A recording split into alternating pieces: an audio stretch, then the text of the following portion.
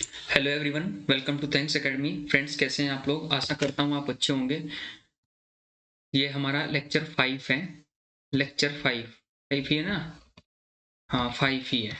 इसमें हम क्या है, इसमें हम 10th क्लास के जो हमारे 5 नंबर के क्वेश्चन है ना, 5 नंबर के क्वेश्चन आपको करवाने वाले हैं बेस्ट सॉल्यूशन के साथ, जो हमारे PYQ है, PYQ, और जो एग्जाम में आते हैं। ठीक है ना? तो ज़्यादा बातचीत ना करने की, बातचीत नहीं, बस डायरेक्ट सॉल्यूशन करते हैं कम टाइम में। ठीक है ना?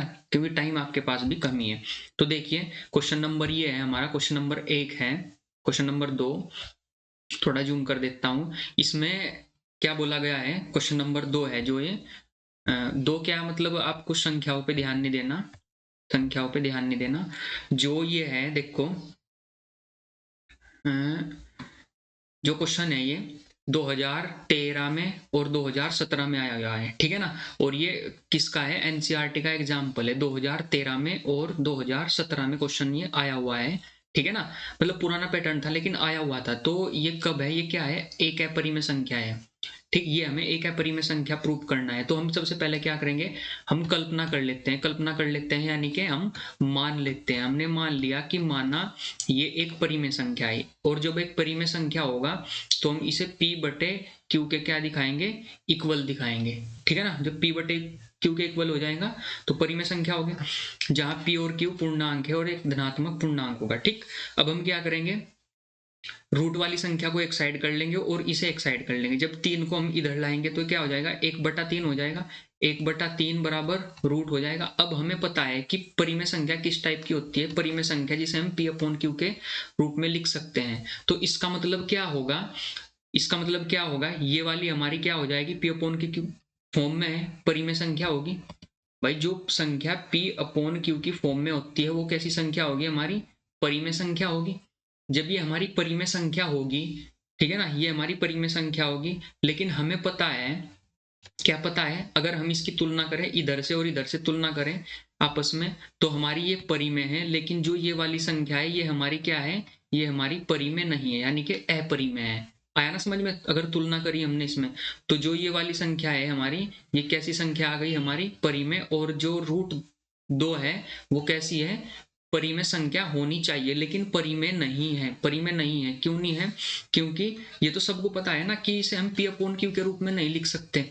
और हमने पीछे प्रूव भी किया है कि इसे हम P/Q के रूप में नहीं लिख सकते। किसे?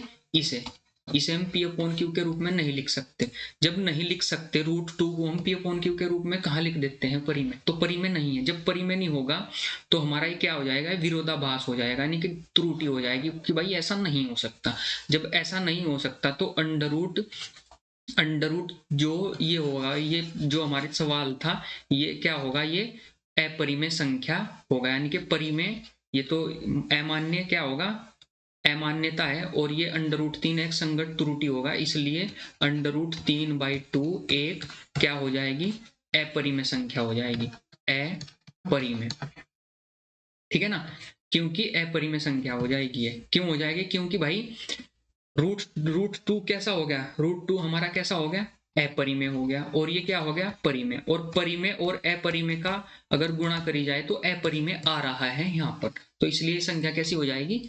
अपरिमेय संख्या। ठीक है ना?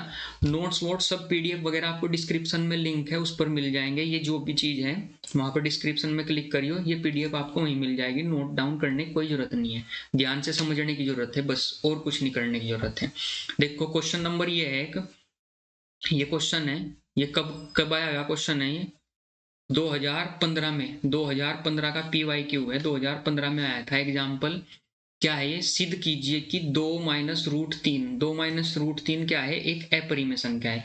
सेम, बिल्कुल सेम टू सेम ऐसे ही करेंगे हम। इसको कल्पना कर लेंगे, मान लेंगे कि यह एक परिमेय संख्या है। जब परिमेय संख्या होगी तो हम इसे P/Q के रूप में लिख कर दिखाएंगे। अब हम क्या करेंगे, जो रूट वाली संख्या है उन्हें एक साइड में कर लेंगे, और जो रूट से अलग होगी उन्हें एक साइड में कर लेंगे।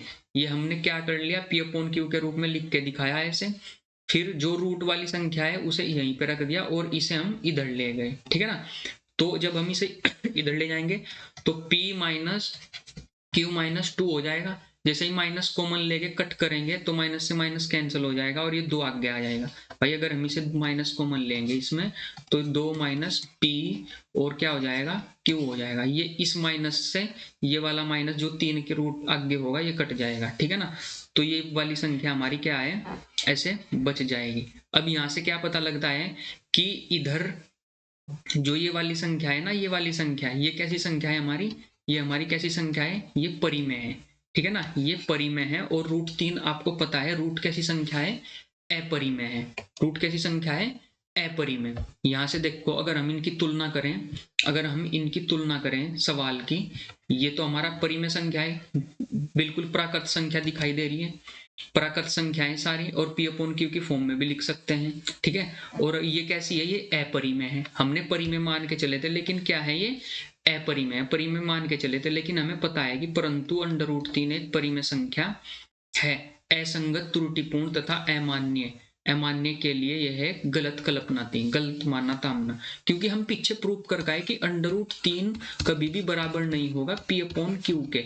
हमने थ्योरेटिकल में √3 को प्रॉपर क्या कर रखा है, प्रूव कर रखा है, ठीक है। तो परिमेय संख्या नहीं है, हमें पता है कि ये परिमेय संख्या नहीं है, तो इसलिए ये तो लिखने की जरूरत नहीं है, ये कुछ नहीं लिखने की जरूरत है, ये कुछ नहीं लिखने की जरूरत है। इसलिए क्या हो जाएगा, इसलिए इनका अगर परिमेय संख्या का और अपरिमेय संख्या को आपस में घटाएं तो क्या निकलता है, एक अपरिमेय संख्या होती है, यानी कि परिमेय संख्या नहीं हो सकती, यानी कि क्या है, एक अपरिमेय संख्या है। तो इस प्रकार का क्वेश्चन है, ठीक है ना।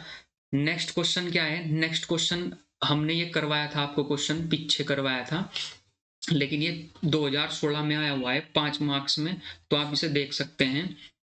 3 + √2, 3 + 2√5, इसे हम क्या करेंगे, इसे हमने क्या मान लिया, इसे अपरिमेय प्रूफ करना। तो अपरिमेय प्रूफ करने के लिए सेम प्रोसेस है सबके लिए, सब सवालों में एक ही मेथड लग रहा है, सभी सवालों में रूट वाली संख्या एक साइड कर लो और जो संख्या वाली साइड है उसे एक साइड कर लो, P वाली साइड में, एक साइड में परिमेय हो जाएगी, एक साइड में अपरिमेय हो जाएगी। तो अपरिमेय हमने पहले ही प्रूफ कर दी थी और ये हमारी परिमेय है। तो परिमेय और अपरिमेय तो आपस में इक्वल नहीं हो सकती, जब आपस में इक्वल नहीं हो सकती यानी बराबर नहीं हो सकती, तो इसका मतलब ये क्या हो जाएगा, एक विरोधाभास हो जाएगा, विरोधाभास हो जाएगा। तो इसका मतलब जो सवाल होगा वो अपरिमेय संख्या होगा। देखो ये हमने सवाल में क्या दिखाया, ये हमने सवाल में दिखाया कि ये वाली संख्या क्या है, एक परिमेय संख्या है।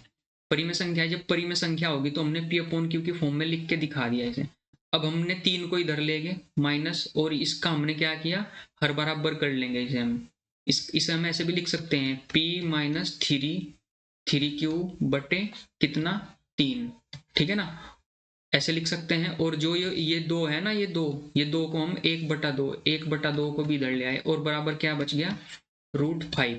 अब √5 को देखो, √5 अपरिमेय है और ये वाली संख्या क्या है, परिमेय है, ठीक है ना। √5 क्या है, √5 हमारा अपरिमेय है और ये वाली संख्या हमारी परिमेय है, यानी कि ये P अपॉन Q की फॉर्म में हो गया और ये √5 इसके बराबर नहीं हो सकता। तो यहां से क्या पता लग जाएगा कि जो मैंने ऊपर लिखा है सवाल, ये परिमेय, ये जो मैंने सोल्व करके लिखा, तुम इसको ऐसे भी लिख सकते हो और जो मैंने लिखा है उसको ऐसे भी लिख सकते हो, बात सेम ही है।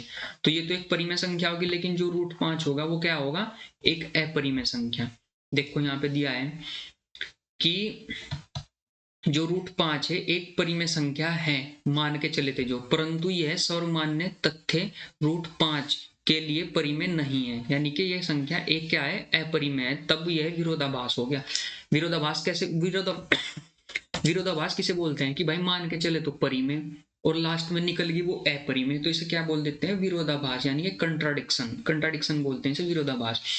तो ये विरोधाभास के कारण क्या हो जाएगी, कल्पना √3 एक परिमेय मानना ही है, यानी कि परिमेय मानना है।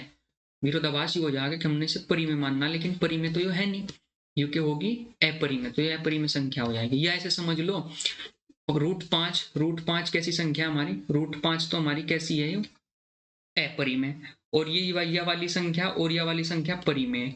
तो अगर अपरिमेय संख्या का और परिमेय संख्या के साथ जोड़ करो या घटा करो या सम करो तो क्या होगा, वो अपरी में ही होगा और इसमें यही काम हो रखा, तो ये संख्या कैसी हो जाएगी, अपरी में। तो ये तुम्हारे 4 क्वेश्चन थे जो 5 नंबर के क्वेश्चन थे, इंपोर्टेंट क्वेश्चन मैंने आपको करा दिए, इसलिए वीडियो को लाइक कर दो, क्वेश्चन यहीं से ही आने हैं, ठीक है। अब मैं इसके पूरे चैप्टर में से जो इंपोर्टेंट क्वेश्चन होगा वो बनाऊंगा, बिल्कुल जो आना ही आना है, ठीक है ना।